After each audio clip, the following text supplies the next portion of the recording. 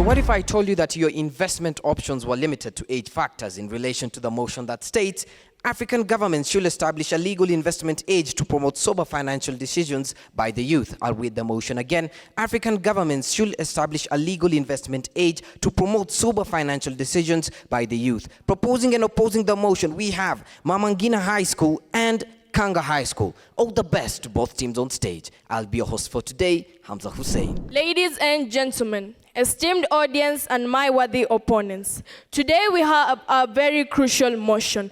African governments should establish a legal investment age to promote financial decisions by the youth. As your favorite first speaker from Ngina Girls High School, Sheila Mora, I will outline the key reasons why establishing a legal investment age is essential. Imagine you've just bought a car, a brand new high model sports fast car. It's shiny and fast and glamorous, everything you've ever dreamed of. But wait, there is a catch. You've never really learned how to drive. And the car comes with a manual thicker than a phone book. It's a recipe for disaster, right? Just as driving requires maturity and training to ensure safety, so does investing. According to Business Daily, African governments are political structures or institutions that govern countries within the African continent. Should is used to express duty or what is considered the right thing to do. Legal investment age, according to Financial Sector Deepening Africa, is a minimum standard age set by regulatory authorities in which an individual is legally permitted to engage in investment activities. Sober financial decisions refers to gaining control and manageability around our finances. The youth, according to the Kenyan Constitution, is an individual aged 18 to 34 years old. My dear audience, if any of you are in financial markets, you should as well know that the financial market is highly volatile and complex.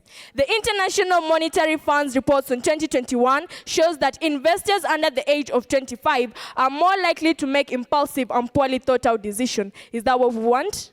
No. According to a 2023 report by the African Development Bank, financial fraud is a significant concern, with many schemes targeting young entrepreneurs who lack experience. Less experienced entrepreneurs are more susceptible to high-risk investments and scams. Opposing the establishment of a legal investment age to foster careful financial decision is like arguing against setting a minimum age for purchasing alcohol to prevent irresponsible drinking. Ladies and gentlemen, just as a minimum drinking age helps ensure that individuals are mature enough to handle the effects of alcohol, so does a legal investment age ensure that people are better prepared to make sound financial decisions. The Investment Act Company of 1940 and Securities Act of 1933 include provisions that protect investors from high-risk investments. These regulations have helped reduce the incidence of financial losses among inexperienced investors in the United States. If a superpower country can use the legal investment age and are seeing changes among their youth, so can we as African countries. Like the former president of the World Bank once stated, prioritizing education over early financial ventures helps young people build a stronger foundation for future success. Thank you. Robert Kiyosaki once said that an investment in age pays the best interest. Ladies and gentlemen, I also want to say, necessity is the mother of inventions. Standing before you is Marita Teddy from the Kanga School. Should we dampen the entrepreneurial spirit of our youth by imposing regulations, age restrictions on the investments? Should we? No, we shouldn't. And that is why today I vehemently stand before you to oppose the motion stating African governments should establish a legal investment age to provide for sober financial decisions by the youth. It shouldn't. Well, what is African government? What is sober financial decisions? Ladies and gentlemen, I want to say, sober financial decisions, these are choices that are keenly made with considerations and prudence. African government, this refers to the ruling bodies in the African continent that are responsible for enacting laws and making of laws that benefits the people at large. Therefore, this drives me onto the points. Ladies and gentlemen, age is just but a number. Why do I have to say so? Why impose a blanket age restriction when individuals' maturity and financial acumen, they vary greatly? Why? I want to say a legal investment age could discourage young entrepreneurs from starting businesses and economic growth. Well, that takes me onto the first point, the rise of young investors in Kenya and in Africa. I want to outline two relevant points. Number one, we have got the innovation of the M-Copper, the Kenyan company providing a pay-as-you-go solar energy systems. It has been significantly brought up by young people, the young minds, the young entrepreneurs and investors. Ladies and gentlemen, the company was co-founded by Jesse Moke, Chad Hasson, and Nick. The company has attracted significant investment opportunities to young people and has benefited almost 750,000 households in Eastern Africa. Well, all this demonstrates the efforts of our young people, the youth, that can drive impactful change in addressing the main issues, including energy, poverty, and creation of employment opportunities. Ladies and gentlemen, you have to stand with me to oppose the motion stating African government should not establish a legal investment age to provide for sober financial decisions by the youth. Fellow Kenyans, the early bird catches the worm. Should we risk curbing the innovative potential of our youth in favor of restrictive policy and may limit the opportunity and growth? Asanteni sana. The funny thing is, I actually agree with you with what you said. The opposition team, when we talk about establishing a legal investment age, we do not mean banning the youth from business. We mean giving them more time to actually learn how to be financially literate and hence protecting them. You said that the youth have impactful decisions when it comes to business. They have ideas. I completely agree with you. But how will they invest in these ideas if they are not financially literate? You cannot tell me that an 18-year-old is as financially literate as a 38-year-old. I personally will use myself as an example. When I am trusted with money, I will try my best. Yes, I will. But you cannot tell me that the way I will use that money is the same way my mom, who is older than me, of course, if she was given that money, is the same way she would use it. She would be more careful with it. She would know what she was using, how she was using it, because she has more experience. By establishing a legal investment age, we are actually giving us youth more time. We are actually giving us youth more time to learn how to be financially literate. In fact, let me give you a little neurology lesson. Do you know about the prefrontal cortex? This is a part of the brain that is established to be fully developed at the age of 25. According to an Einstein AFT 2009 research, it states that the prefrontal cortex has a huge impact on decision-making skills under stress. Now, if these youth have good ideas, I have not disagreed with that. But how will they manage under stress? The financial business is a stressful business. This is not a business we can just go in expecting to learn from experiences. That is too much risk. We have too much money at stake. Now, you cannot tell me that a person who has a fully developed prefrontal cortex, is the same as a person who is 20 or 21.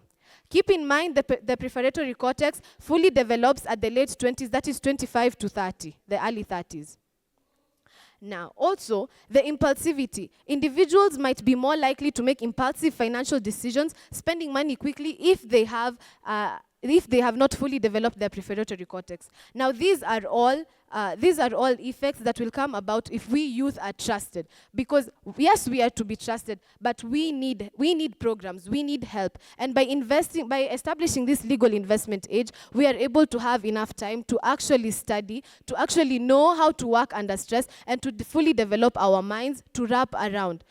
Remember, there are also risks in the financial business. When we establish a legal investment age, we are actually protecting the youth from risk. Also, back to the prefrontal cortex, a lack of fully developed prefrontal cortex may lead to underestimating risks or activating short-term rewards. Now, this alone shows you how much us youth need more time to learn about the financial business to be fully financially literate. Overall, while individuals with less developed prefrontal cortices might face these challenges, they can also develop better financial habits over time with experience, education, and conscious effort. How does this come about? We need time. And that is why I am fully supporting that a legal investment age should be supported. I am Shafiga Omar from Ngina Girls, the cream of the nation, and that has been my time. Well, it is quite amazing for my beautiful opponents to second us in our motion that states African government should establish a legal investment age to promote sober financial literacy, sober financial decisions by the youth. Now, to my first proposer, who said is maturity really necessary in investing? I myself, I can say I am mature. Now, you cannot tell me waiting, first of all, to establish the legal investment age will make me mature on how to use money rather than educating me. Now, next time when you're talking, kindly do research properly and know what you're saying. To the second proposer, who also said that a legal investment age is necessary. Now, to you, let me tell you, age is not necessary for investment, and it does not relate to promoting financial literacy. And you have also just helped us to oppose this motion by talking about education. Now, on to my first point. When most African countries were gaining independence, Kenya inclusive, our forefathers stood out to fight three main enemies and not focus on one, which is only poverty. Currently, 447 million Africans are facing poverty. Now, instead of this government trying to establish this legal investment age, it should rather use those resources and time allocated or energy to educate the youth on financial literacy, which will help to achieve the standard development goals, number 1, which states zero poverty. This would enhance economic stability and financial breakthrough. And it will also help us to raise the living standards of Africans and citizens. Overcoming poverty is not just a task of charity. It is not a task of justice, and we should do justice on our African continent. On my second point, money circulation and taxation. Currently, Africa has got a youth population of 63%, according to the World Bank and World Economic Forum. Now, this youth population should be allowed to invest. If they are allowed to invest, it will help to prevent overtaxation. Let me talk about Kenya and Uganda. Recently, Kenya had a protest in the country. Why? Because of overtaxation. Now, if you do not allow these youths to invest currently, there will be not enough taxation because they hold a higher population in Africa as a whole. And this will create an economic stability by allowing the youths to invest, enabling the government to get more revenue, which will enable them to have an economic stability and also prevent overtaxation. Now, let me also talk about money circulation in the government. If there's money circulation in the government, then there will definitely be no rioting in the country. We should not watch our countries burn down.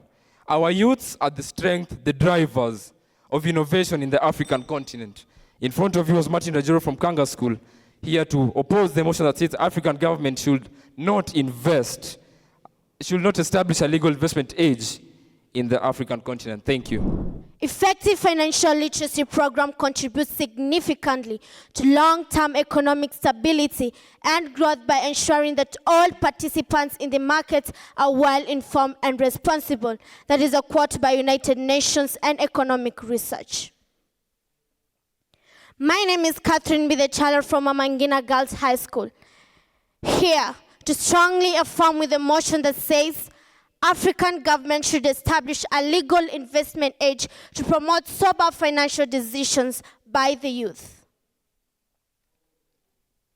At this juncture, I will delve into how establishing a legal investment age supports long-term planning and financial stability.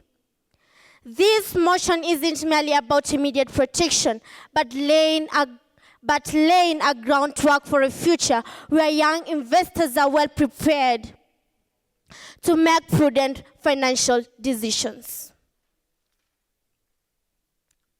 It contributes to long-term planning and sustainability, addressing the fundamental need for such regulation in our rapidly evolving African financial landscape. Instead of investing early, young people could focus on building up savings. A legal investment age would encourage them to prioritize saving before venturing into riskier investments. Data from African financial market initiatives shows that countries with strong financial education and regulation experience 20% increase in their long-term financial planning capabilities. What are the benefits of legal investment age in a country? Take, for example, Egypt. Egypt established a legal investment age of 21 in 2017. And since then, they've experienced great revolution in range of trends and changes in their country's economy. Let's take at the GDP growth. The country's GDP grew by about 5.6% in 2018 and further 5.5% in 2019. That is according to the World Bank data. Statistics from financial literacy program indicates an increase in the number of programs or workshops aimed at young adults since the policy change. For example, there has been an increase in financial literacy program targeting 18 to 24 years of age. Just as we will not hand the key to a high-speed sports car to someone who hasn't learned how to drive, we shouldn't let young people dive into investments without proper preparation. Establishing a legal investment age is our way of ensuring that every young driver of the financial market has passed the driving test and is ready to hit the road responsibly. Let us give our youth the tools they need to drive successfully to their prosperous future. Thank you. Well. You cannot come here to tell lies.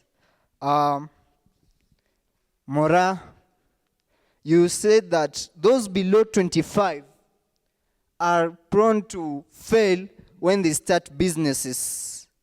You know, when a person is exposed at a tender age to do something, they learn from those failures. So I tell you that you should let the youth learn from their failures. Then in the future, they will become perfect.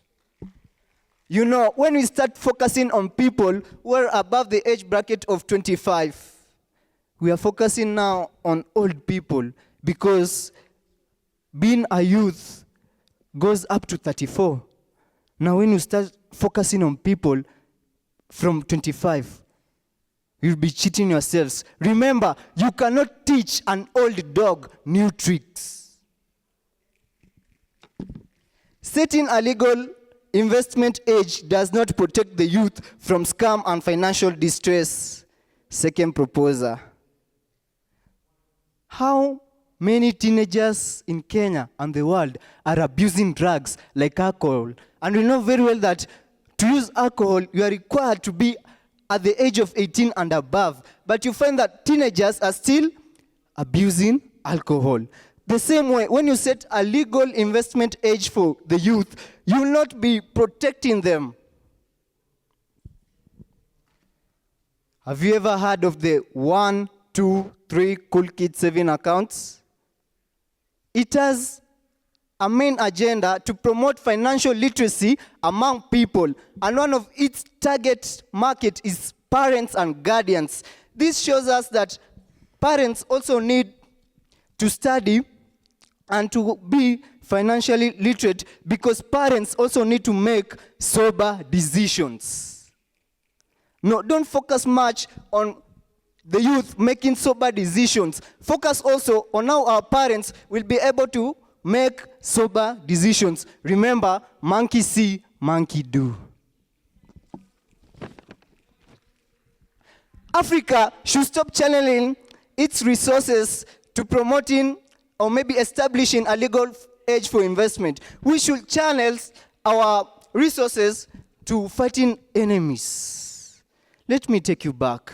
When most African countries were gaining independence, our fathers of nations stated that we had 3 enemies. Number 1 is ignorance. Number 2 is disease. And the third one is the one which my fellow opposer here stated, poverty. But we have a new menace rising. The menace is corruption. We need to fight corruption, because what's the point of making sober decisions about money, yet you don't have the money to make decisions about? Ladies and gentlemen, instead of using our time, money, and other resources in setting a legal age that will hinder some youth in Africa from investing, we should focus on fighting the main enemies, corruption being one of them. Thank you. Putting on and establishing a legal investment age will not protect the youth, as the third opposer stated. Excuse me. We are protecting those who want to be protected. If you want to go around and actually gamble away your money and your life, you should remember, like an expert once said, the enemy of progress is not ignorance. It is the illusion of knowledge. Quote by Warren Buffett, a business tycoon. You say that I say that those below 25 are prone to fail when their business starts. You should have paid attention to your neurology class. So you say that we should not establish a legal investment age because they will fail. They need their brain fully developed in order to actually get their money in order. We will not let our youth gamble away millions so as to get experience. If you don't have money, what are you saving?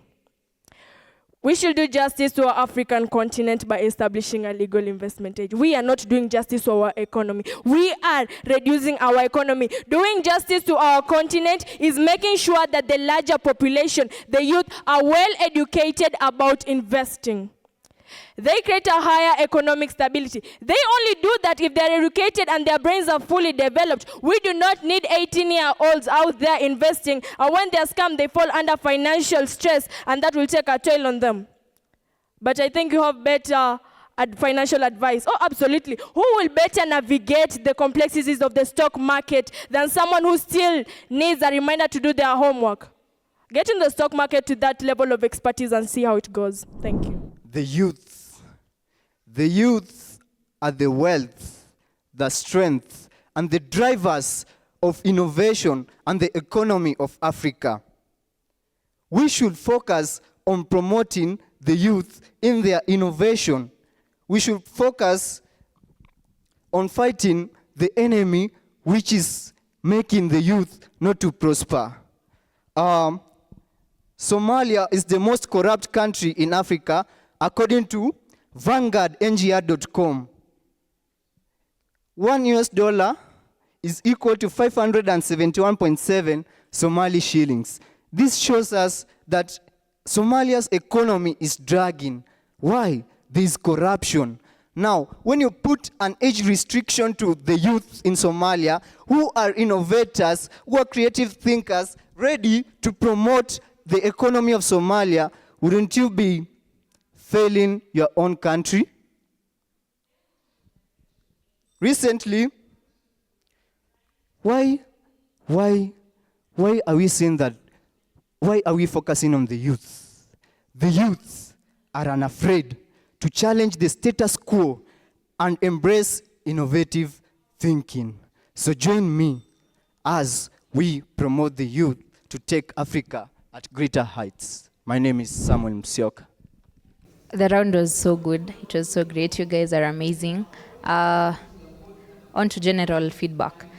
First, proposition speaker, you had a good attempt trying to give framing, but you didn't give the definition of terms. So you should work on that. You also had good arguments. So second speaker proposition, you are reading too much, a bit too much. You should reduce on that. If you want to check on something, you can check, but then make sure you have at least mastered your content so that you don't have the pending question on whether you have good or great mastery of topic. You also had good rebuttal analysis. I liked that. To the third speaker, you also had an issue with reading, but then you also had good arguments.